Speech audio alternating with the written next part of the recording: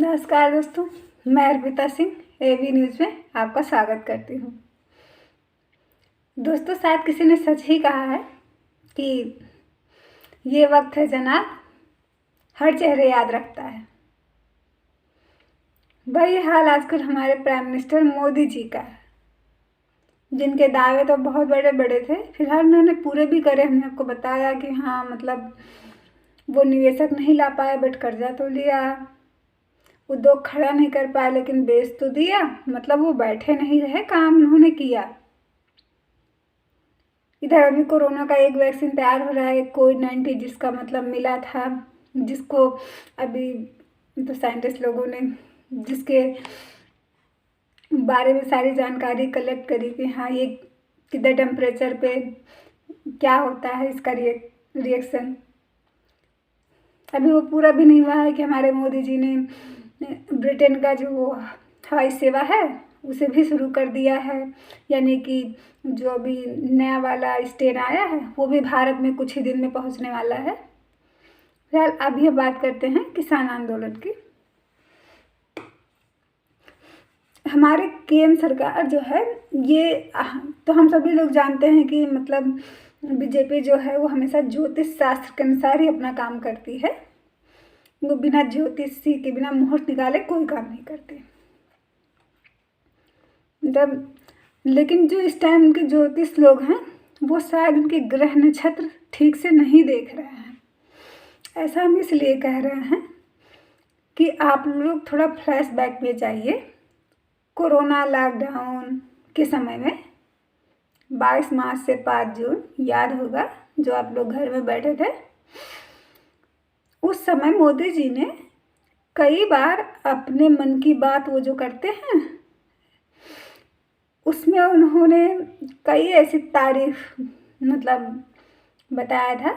वो 2-4 दिन पहले ही अनाउंस हो जाता था कि इस तारीख को इतने बजे से इतने बजे तक लोग मतलब अपने घरों में कैंडल जलाएंगे, उजाला करेंगे, घरों के बाहर आएंगे, थाली बजाएंगे, या मतलब कोई भी म्यूजिक सिस्टम से मतलब जो थोड़ा स्लो हो वो बजाएंगे, जिससे हमारे जो स्वास्थ्य कर्मचारी हैं, जो कि परमानेंट उस टाइम काम कर रहे थे, लोग घर में बैठे थे, बट स्वास्थ्य कर्मचारी और हमारे पुलिस कर्मचारी, ये दोनों विभाग ही उस टाइम ये लोग 24 घंटे ड्यूटी कर रहे थे।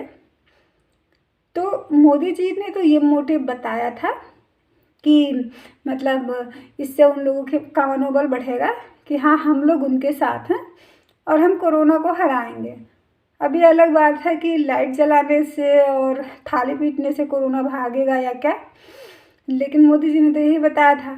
अब मोदी जी के सभी भक्त हैं तो सबने ये किया भी था। फिलहाल जो उसमें ऐसा नहीं है, उसमें जिसने सभी ने मोदी जी के लिए ही नहीं किया था। हम लोग अपने जो हमारी मतलब जो 24 घंटा काम कर रहे थे उनके मनोबल को बढ़ाने के लिए किया था।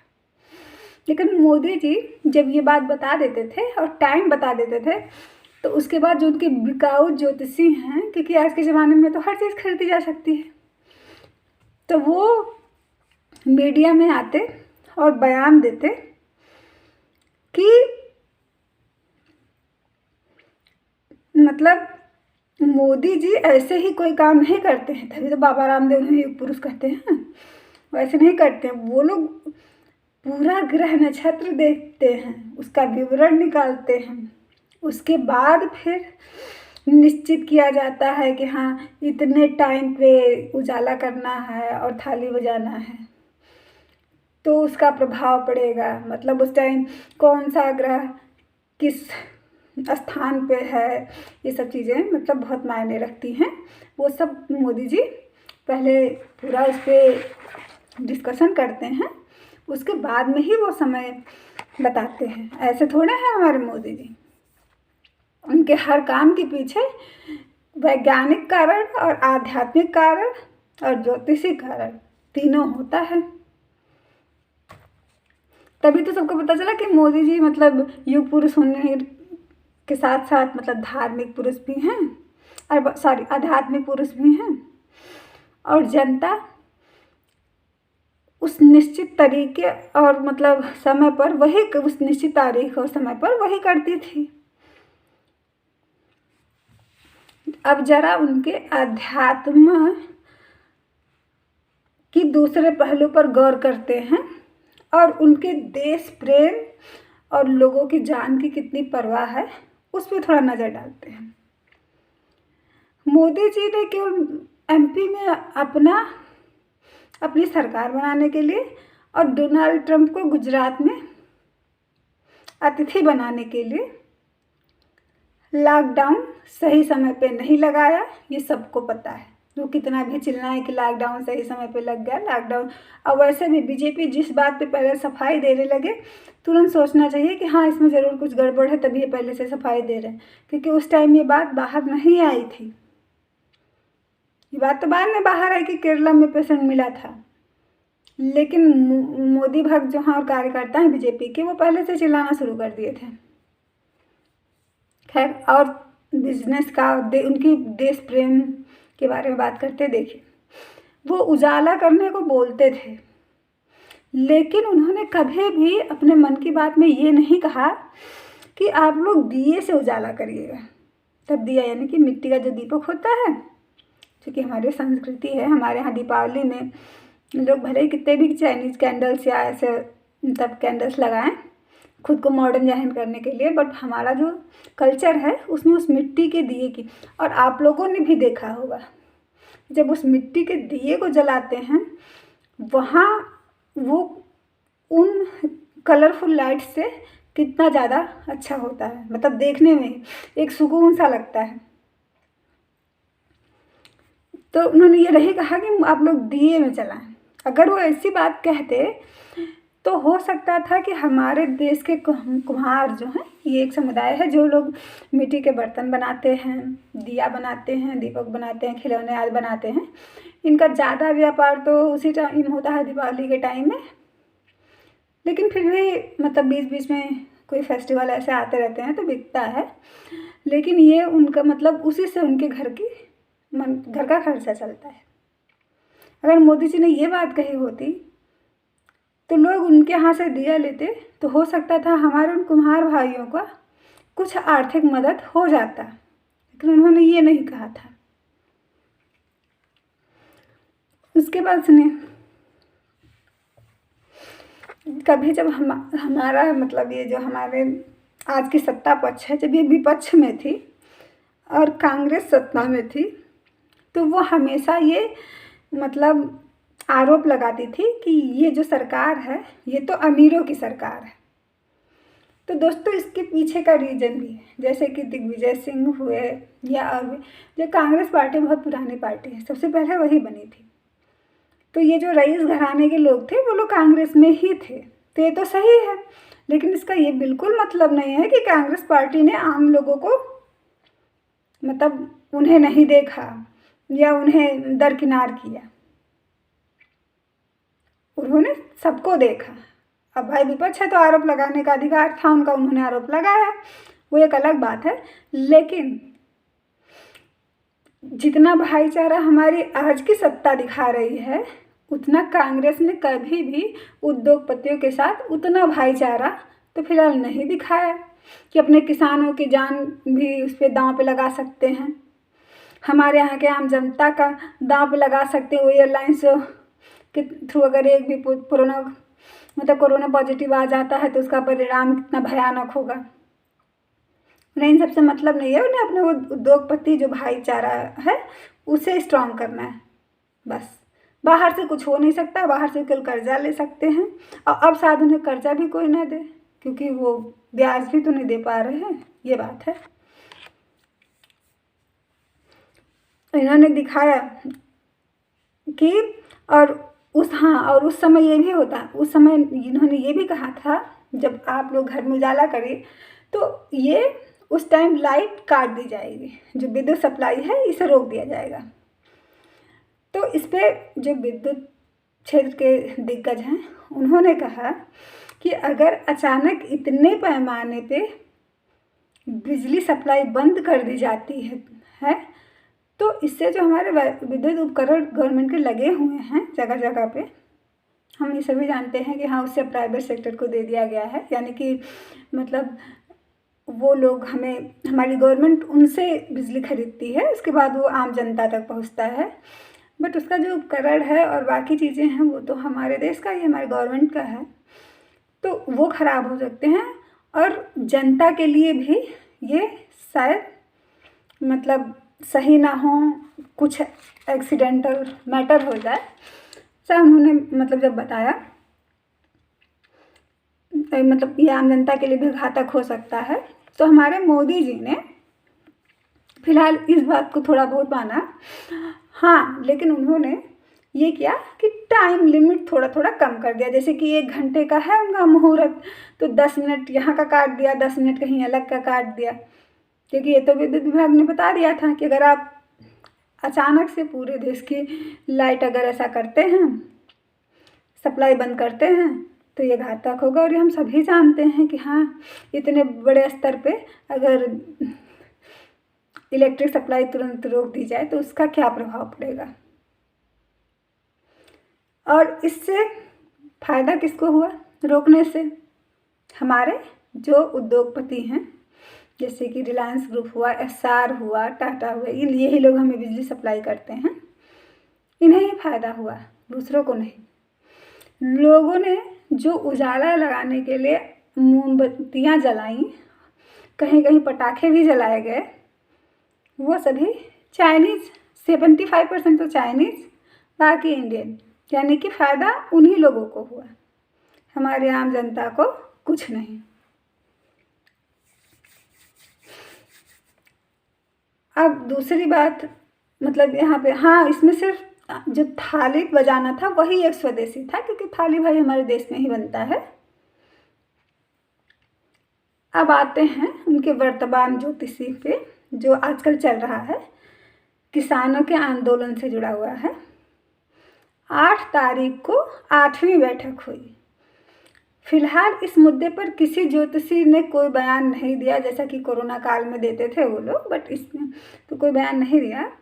लेकिन ये तो वैसे ही पता चल रहा है कि 8 तारीख को 8वीं बैठक हुई, जिसमें 40 किसान नेताओं ने भाग लिया और केंद्र सरकार की तरफ से केंद्रीय कृषि मंत्री नरेंद्र सिंह तोमर, रेल एवं खाद्य आपूर्ति मंत्री पीयूष गोयल और वाणिज्य राज्य मंत्री सोम प्रकाश जी शामिल हुए।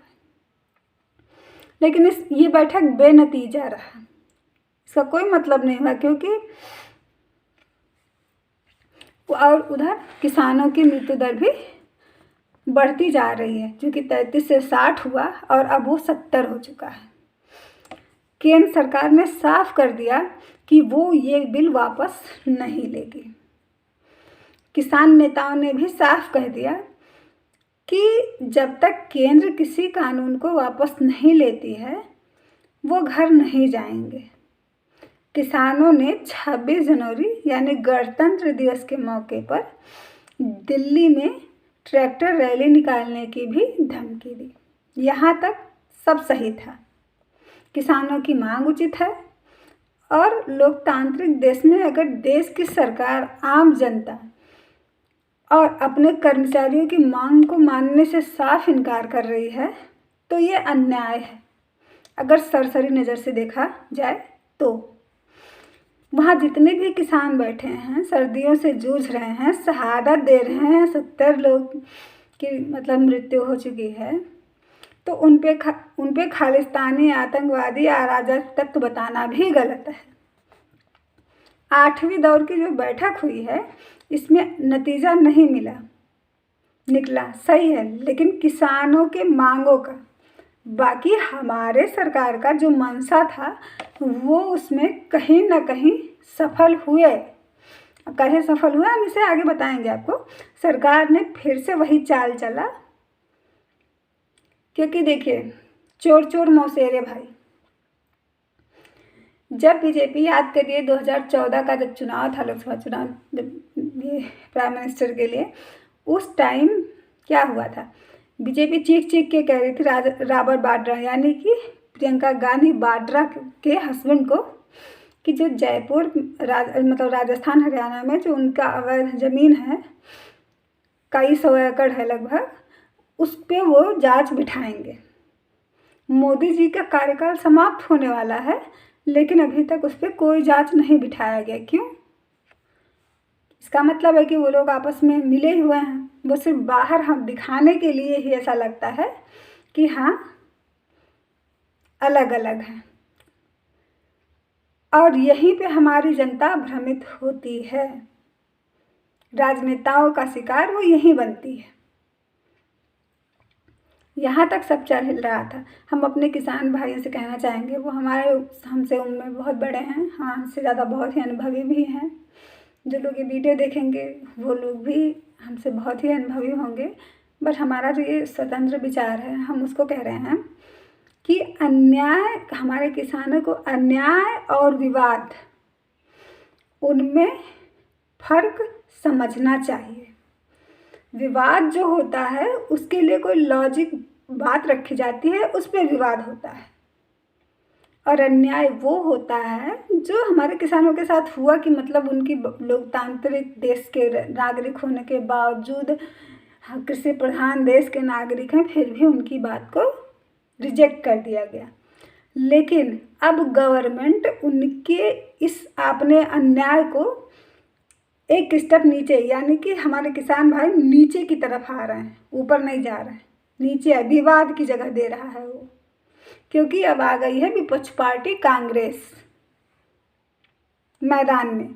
और उसके पहले भी जो अकाली दल और दल जो हनुमान जी के जो दल थे, जो यहाँ इन एनडीए सरकार से उन्होंने मतलब जो हटे, उन्होंने साफ कहा कि उन्होंने पार्टी नहीं छोड़ी है, वो सिर्फ किसानों के देश, मतलब किसानों के लिए ये मतलब ये जो कानून है इसके खिलाफ है, और बाकी सरकार के खिलाफ नहीं है, बाकी और चीज़ों में सिर्फ इसी के खिलाफ है। तो याद करिए सुशांत सिंह राजपूत केस में क्या हुआ था। यही हुआ था ना कि जब ज़्यादा सोशल मीडिया पे दबाव बढ़ने लगा, कि जिसमें लग रहा था कि शिवसेना के चिराग आदित्य ठाकरे जी जो हैं वो बिल्कुल फंस चुके हैं, तब इन लोगों ने क्या किया था, करण जौहर के सेक्रेटरी ने घर से काफ़ी मात्रा में ड्रग्स मिला था उनके घर से, लेकिन दूसरे ही दिन उनकी आत्महत्या की खबर आई, जबकि हम सभी जानते हैं उनकी हत्या हुई थी उनकी भी। सुशांत सिंह राजपूत से पहले भी 9 लोग की हत्या हो चुकी थी, उन्हें भी आत्महत्या बताया गया था। यानी बड़ी मछलियों को पकड़ने के लिए, बचाने के लिए उन्होंने, हमारे राजनेताओं ने कुछ छोटी मछलियों को निशाना बनाया। और दीपिका पादुकोण, गुरप्रीत सिंह, गौरी खान जैसी हस्तियों को बचाने के लिए, सारा खान, श्रद्धा कपूर, इन लोगों को बचाने के लिए उन्होंने भारती सिंह और हर्षवर्धन सिंह, जो कि उनके पति हैं भारती सिंह के, उनकी बलि चढ़ा दी। भारती सिंह प्रसिद्ध कॉमेडियन हैं, वो बचपन से कॉमेडी करती आ रही हैं, जबकि उनके घर जो प्रतिबंधित ड्रग्स मिला था वो भारत में ही बनता है। लेकिन बाकी जो बड़ी हस्तियां हैं बॉलीवुड की, उनके यहाँ जो ड्रग्स मिला था या जिसमें उनके तार जुड़े हुए थे, जैसे कि अमिताभ बच्चन जी की बेटी जी श्वेता नंदा, इन लोगों का वो विदेशों से मंगाया गया प्रतिबंधित ड्रग्स था। तो इसमें ज़्यादा कसूरवार कौन था? सज़ा ज़्यादा किसको मिलनी चाहिए थी? उन्हें, जिन्होंने विदेशों से वो प्रतिबंधित दवाएं मंगाई थी, न कि भारती सिंह को। लेकिन इनकी कुर्बानी दी गई और वो लोग साथ बच गए।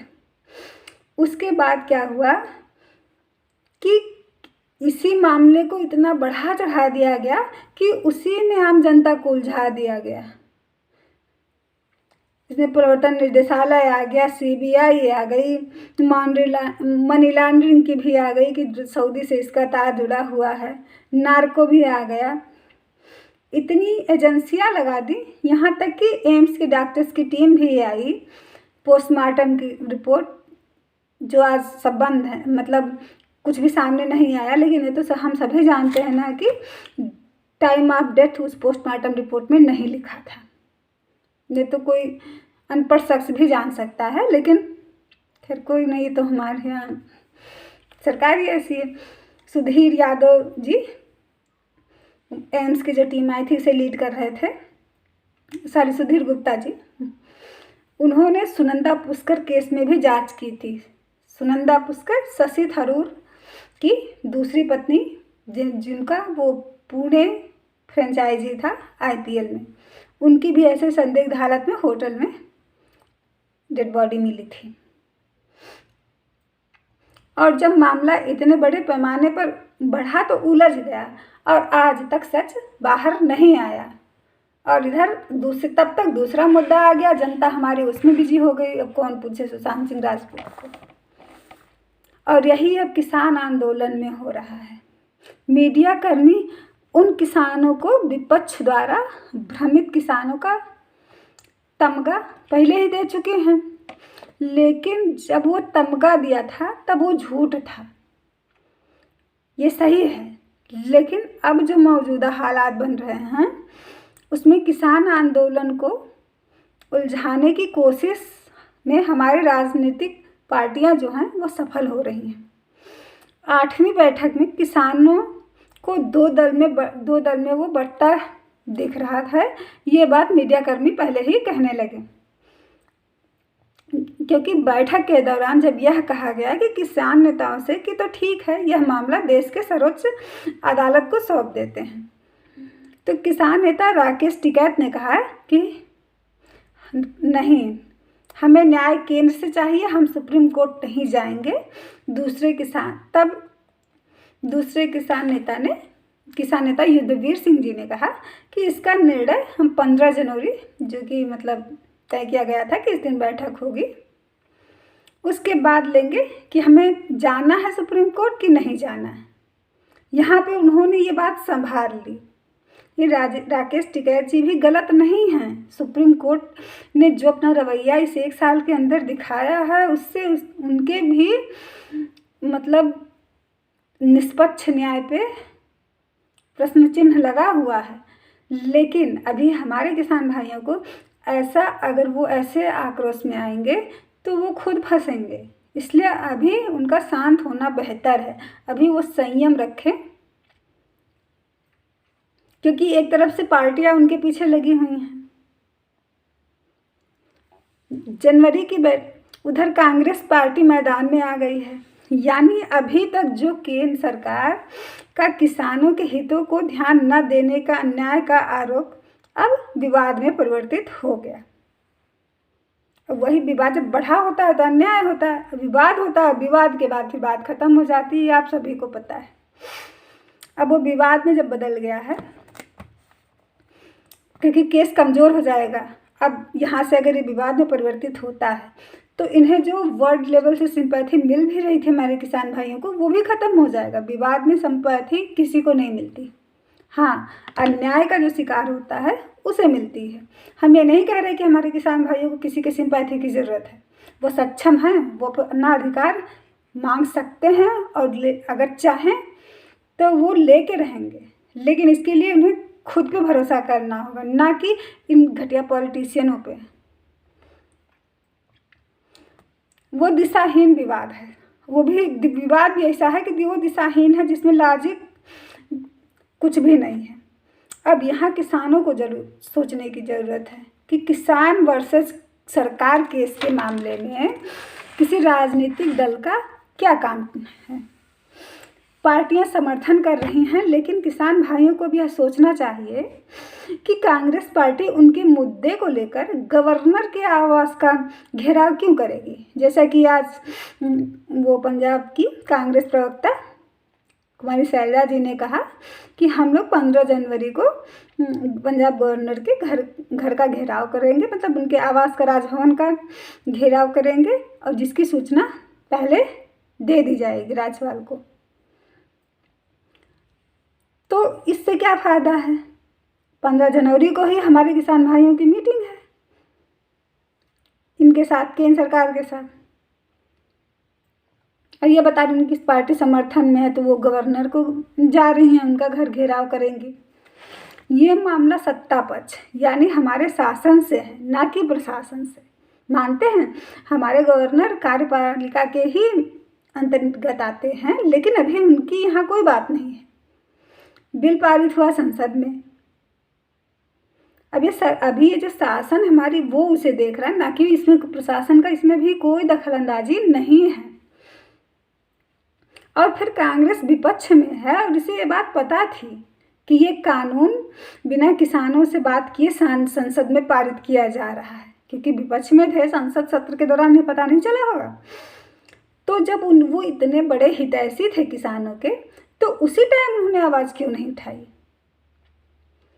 संसद ने उस पर प्रश्न चिन्ह क्यों नहीं लगाया? उन्हें तो पूरा अधिकार था। यानी कानून पारित हुआ तो उनका समर्थन भी था, क्योंकि कानून पारित होने के बाद आम जनता को पता चला, लेकिन विपक्ष को तो पहले से ही पता था ना। उन्होंने मीडिया द्वारा या फिर संसद में एक बार भी आवाज़ उठाया इसके मामले में? सत्ता के पास मानते हैं कि सत्ता के पास इतने सांसद हैं कि वो किसी कानून को पारित करने के लिए पर्याप्त हैं, लेकिन फिर भी वो विपक्ष को अनदेखा भी नहीं कर सकते। अगर इन लोगों ने आवाज़ उठाई होती तो उसे अनदेखा नहीं कर सकते थे, और हम आम जनता तक ये बात पहुंच भी जाती कि हाँ ऐसा कोई कानून आने वाला है। उन्होंने अगर आवाज़ उठाई थी तो मतलब पहुंच जाती, शायद आज ये स्थिति भी नहीं बनती। इसीलिए कहते हैं चोर चोर मौसेरे भाई, आपसे पहले ही हमने बोला इन्हीं लोगों के लिए कार्य, मतलब इनका ये हुआ कि अब हमारे किसानों को ये समझना होगा कि अब उन्हें भटकाया जा रहा है, इसलिए वो एकजुट होकर अपने विवेक से निर्णय लें। हमारे 70 किसानों की मौत का राजनेताओं पर कोई फर्क नहीं पड़ने वाला है, इसलिए दिशाहीन न हो। ये सारे राजनेता एक ही थाली के चट्टे बट्टे हैं। हमारे देश के किसान इतने सक्षम हैं जो अपनी मांग को पूरा करवा सकते हैं। किसान नेताओं को भी सोच समझकर बयान देने की कोशिश करनी चाहिए। जैसे कि अब राकेश टिकैत जी ने आज ही कहा कि भले ही ये आंदोलन 224 तक चले, लेकिन हम सर्वोच्च न्यायालय नहीं जाएंगे और न ही अपने घर वापस जाएंगे। इसे मीडिया कर्मी और सरकार के कुछ पालतू लोग ये फैलाने में लगे कि किसान खुद ही इस आंदोलन को समाप्त नहीं करना चाहते हैं। ये तो कहिए कि हाँ उसमें युद्धवीर सिंह जी भी आ गए और उन्होंने कहा कि नहीं 15 जनवरी को ये निर्णय होगा कि और मतलब हम कहाँ जाएंगे, सुप्रीम कोर्ट जाएंगे या नहीं, और हमारा किसानों में कोई मतभेद नहीं है, हमारा दल एक ही है, हमारे दल में कोई बंटवारा नहीं हुआ है। अब उसके बाद और आज अम्बाला में ट्रैक्टर रैली निकाली गई किसानों की। किसान भाइयों से मैं यह कहना चाहूँगी, आज हम जिस राजनीतिक माहौल में हैं वहाँ उनकी जान या परेशानियों से राजनीतिक पार्टियों को कोई फर्क नहीं पड़ता। अब भारत में राजनीति नहीं, छल नीति है। पश्चिम बंगाल की ही घटना पे गौर करिए। जेपी नड्डा जी के काफिले पर हमला होता है, टीएमसी के कार्यकर्ताओं पर सवाल उठता है, फिर उसके 2 दिन बाद ही अमित शाह रैली रखते हैं। इसका परमिशन आखिर किसने दिया? पश्चिम बंगाल की तत्कालीन मुख्यमंत्री ममता बनर्जी ने ही तो दिया। जब इतना बड़ा कांड हो गया था और फिर आगे कांड होने की आशंका है, तो फिर आप अपने प्रदेश में क्यों दे रहे हो उन्हें आने के लिए? तो इससे क्या होता है? यही तो लग रहा है ना कि जो हमें दिखाया जा रहा है वो सच नहीं है, सच तो कुछ और ही है। सुब्रह्मण्यम स्वामी जी और स्किरण भंडारी अचानक से सुशांत केस में आते हैं। जब बहुत बवाल मच जाता है, केस को पहले खूब बढ़ाते हैं, फिर ऐसा उलझा देते हैं, यहाँ तक कि आखिरी खबर उस केस से जो जुड़ी आई उसमें ये बताया गया कि सुशांत सिंह राजपूत भी ड्रग्स एडिक्ट हो गए थे। रिया चक्रवर्ती ने उन्हें ये लत लगा दी थी। इसके बाद ना तो सुब्रह्मण्यम स्वामी दिखे और ना ही स्किरण भंडारी जी दिखे। सर्वोच्च न्यायालय तो वैसे भी सत्ता पक्ष का गुलाम हो चुका है। पहले हमें बोलने में थोड़ा संकोच लगता था क्योंकि वो हमारा सर्वोच्च न्यायालय है, लेकिन अब वो जब ऐसा है तो क्या करें। राकेश टिकैत जी गलत नहीं हैं, लेकिन अगर आपको अपना हक चाहिए तो धैर्य बनाए रखिए, भड़काऊ बयान से बचिए, क्योंकि सत्ता पक्ष यही तो चाहती है। क्योंकि किसानों को उलझाने की पृष्ठभूमि तैयार हो चुकी है। अकाली दल हो या कोई भी दल, उन्होंने एनडीए नहीं छोड़ा है, सिर्फ यह कह रहे हैं वो इस कानून में सरकार के खिलाफ है। ये आप सोचिए, उन्हें अब पता चला कि ये कानून किसानों के हित में नहीं है। ये बताइए, खिलाफ है। भ्रमित मत होइए। जब ये कानून पारित हुआ था तब वो सत्ता पक्ष के ही जब सहयोगी दल हैं, तो उन्हें नहीं पता था कि ये किसान विरोधी नीति है या किसान की हिमायती नीति है। अब उन्हें पता चल रहा है कि ये किसान के हितों में नहीं है। इसलिए भ्रमित मत होइए, अपने पथ पर एकजुट होकर आगे बढ़िए। देश की आम जनता और कर्मचारी आपके समर्थन में हैं। आपको किसी भी राजनीतिक दल के सहारे की ज़रूरत नहीं है। कोई भी राजनेता किसी भी पार्टी का आपके साथ आपके ट्रालियों में एक भी रात गुजारा है उसने, अगर इतने ही आपके हितैषी बन रहे हैं तो। भारत में आज जो छल नीति है, इसमें आपको खुद को बचाना है और अपने अधिकारों को भी प्राप्त करना है। गणतंत्र दिवस को दिल्ली में आप ट्रैक्टर रैली निकाल रहे हैं, तो इस बात का ध्यान रखिएगा कि कोई भी आपके कंधे पे बंदूक रखकर निशाना ना लगाए। आप ये बात समझिए और सत्ता पक्ष को भी राजनीतिक पार्टियों को समझने पर मजबूर कर दीजिए कि आप कोई हथियार नहीं जिसे जो चाहे इस्तेमाल करें। आप हमारे देश के अन्नदाता हैं। दोस्तों, दुनिया में अपनी कीमत खुद लगाना सीखिए। अगर दूसरों के भरोसे छोड़ेंगे तो कौड़ियों के भाव बिक जाएंगे। सत्ता हो या विपक्ष, उसका अस्तित्व आपसे है, ना कि आपका अस्तित्व उससे। उम्मीद है हमने जो भी कहा, हो सकता है कुछ किसान भाई इसे समझें। और अगर आप लोगों को भी लगता है कि हमने सही कहा है तो प्लीज़ आप इसे हमारे चैनल को सब्सक्राइब करिए और शेयर भी ज़रूर करिए। हाँ, और कुछ घटनाएं हुई जिनके बारे में हम बात कर लेते हैं। महाराष्ट्र के ही भंडारा जिले के जिला अस्पताल में जो नवजात शिशु की यूनिट इकाई है, जो ICU था, उसमें आज शुक्रवार देर रात करीब 2 बजे आग लग गई, जिसमें 17 बच्चे थे। बच्चों की उम्र 1 दिन से 3 महीने तक का बताया जा रहा है। जब ड्यूटी पर तैनात नर्स ने वार्ड को खोला, दरवाजे को, तो उसे धुआं ही धुआं दिखा। उसने उसकी सूचना अस्पताल के अधिकारियों को दी, जिसके बाद तुरंत फायर ब्रिगेड की गाड़ियां पहुंची, उन्हें बुलाया गया। लेकिन तब तक 10 बच्चे जिंदा जल चुके थे, 7 को ही बचाया जा सका। आग लगने की साफ वजह का तो अभी नहीं पता चला है, लेकिन संभावना है कि शॉर्ट सर्किट होने से आग लगी।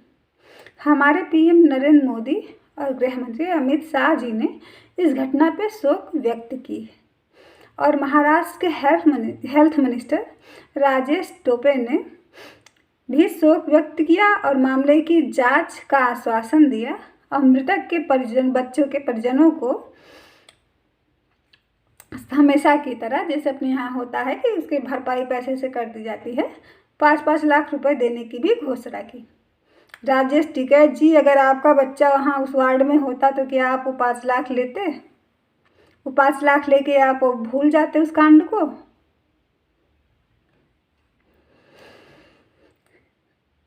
कब तक आम जनता शासन प्रशासन के लापरवाही में अपनों को खोती रहेगी और शासन प्रशासन उनके जान का सौदा करते रहेंगे? क्या उनकी कीमत सिर्फ 5 लाख थी? या किसी भी इंसान की जान की कीमत दुनिया में कोई भी इंसान लगा सकता है, लेकिन हमारे यहाँ तो काफ़ी पुराने टाइम से चल रहा है। खैर, उन्होंने शोक तो कम से कम जताया, गलती तो मानी, जांच के लिए तो बोला।